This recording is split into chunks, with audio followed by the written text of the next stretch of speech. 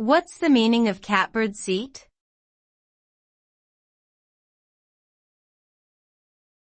Catbird seat.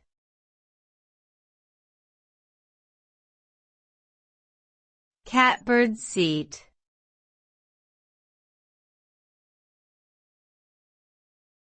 Catbird seat.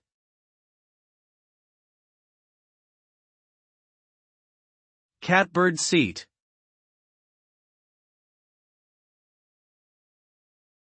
The phrase catbird seat means being in a position of advantage or control.